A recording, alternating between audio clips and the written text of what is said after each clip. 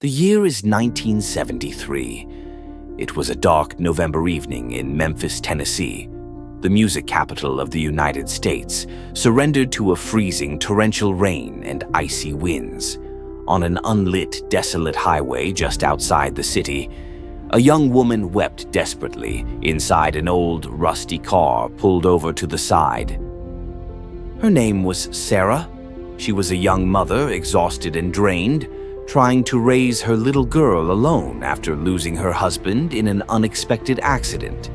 Having just worked 2 grueling back-to-back shifts at a local diner, the tips she earned weren't even enough for her rent, and the mounting medical bills for her sick daughter were suffocating her more each day. Oh, that night her already struggling car engine had completely died, sending black smoke billowing from under the hood. She didn't have a single penny in her pocket to call a tow truck. Moreover, cell phones hadn't been invented yet. In the dead of night, on the edge of a deserted highway, she was completely and utterly alone. Luxury cars and massive trucks sped past on the highway, splashing muddy water from the wet asphalt onto her windows, shattering her hopes a little more with each passing vehicle. No one stopped. No one noticed this exhausted woman left helpless in the middle of the darkness. As the sound of rain battered the windshield, Sarah rested her head on the steering wheel and began to pray silently.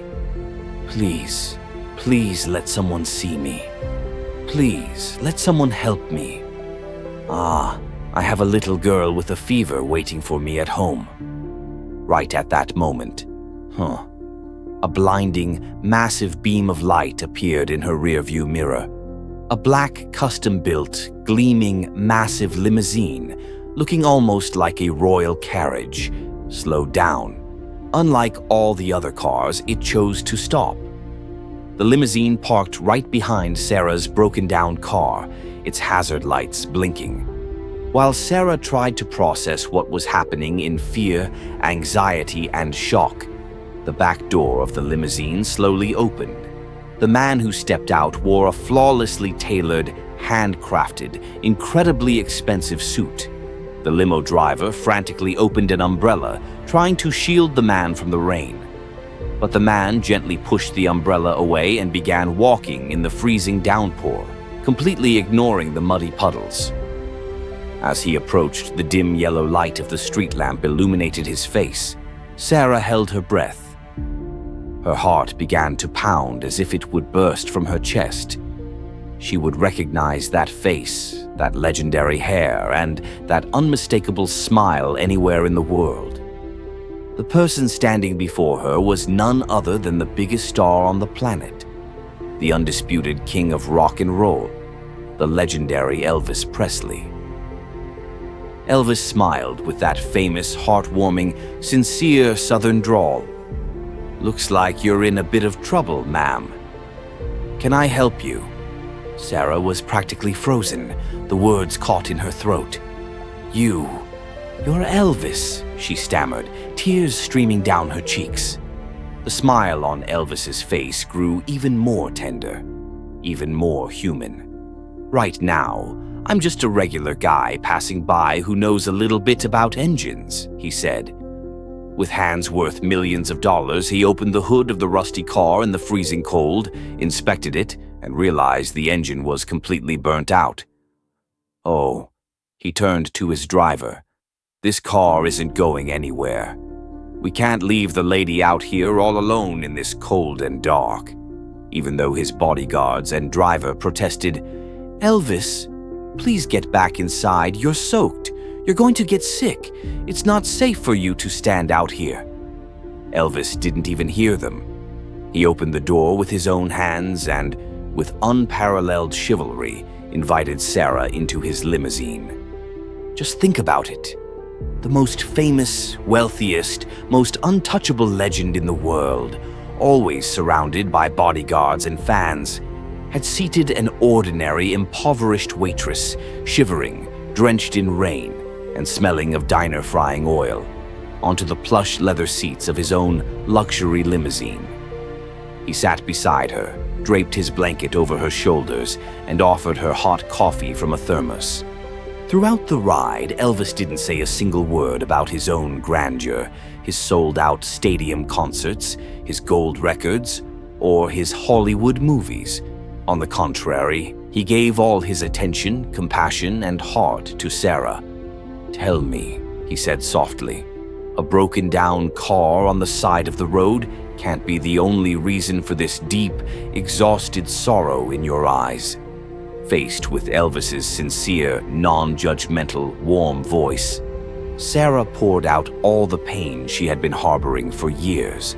She talked about how she couldn't pay her rent, how she couldn't keep up with her daughter's medical bills, and how sometimes she went to sleep hungry for days, just so her little girl could eat. As she spoke, Elvis listened in silence.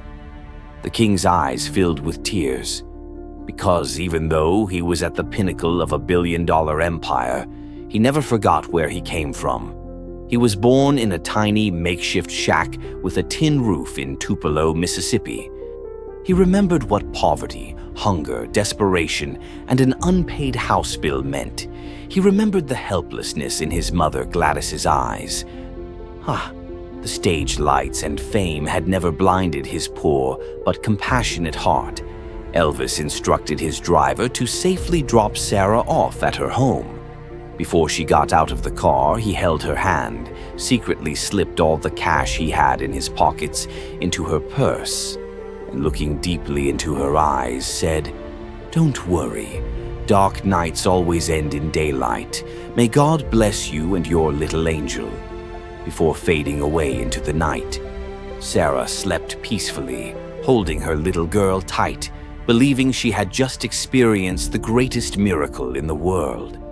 However, the legendary Elvis Presley's golden heart wasn't finished yet. The next morning at 9 a.m., there was a loud knock on Sarah's door. When she opened it, she didn't find a tow truck driver, but an elite man in a suit. He was the regional manager of a local car dealership. With a huge smile on his face, he handed Sarah a shiny car key and pointed to the magnificent, brand-new, zero-mileage family car, gleaming under the sun, parked right in front of her door. "A special gift from Mr. Presley to you, ma'am. Everything, including the taxes, registration, and insurance for the next 3 years, has been personally paid for by him." Sarah felt like her heart was going to stop. She gripped the doorframe tightly to keep from collapsing. Her tears flowed like a river. But the dealership manager wasn't done yet. From the inside pocket of his jacket, he pulled out a thick, white envelope. Inside was a bank check large enough to cover not just a few months of Sarah's rent, but all of her daughter's medical expenses and ensure they lived in comfort for years. Right next to the check was a small, humble note, handwritten by the great king who rocked the world. "Dear Sarah, whenever you feel like you are carrying the weight of the entire world on your shoulders and are left in the dark, never forget that there is always someone up above watching over you and smiling down at you. Never give up. I am always by your side and your beautiful daughters. With love, Elvis." The man at the very top of the world, the icon whose name tens of thousands of people screamed at his concerts, had paused his glamorous life for just a moment on that desolate, rainy highway where there were no stage lights, no cameras recording, no journalists taking photos, solely to be a beacon of hope for an exhausted, desperate mother whom society had ignored. Today, when we remember Elvis Presley, we don't just talk about his unique velvet voice, his chart-topping songs, or his unmatched charisma on stage. What truly made him the king was that right beneath his sparkling costumes, gold-embroidered jackets, and diamond rings, he carried the heart of that poor, benevolent, and compassionate boy from Mississippi until his very last breath. Elvis was an angel of goodness descended to earth, who touched people not only with his music, but with his enormous heart. That night, he didn't just give Sarah a new car or financial security. He gave her and her daughter their joy of life and their future back.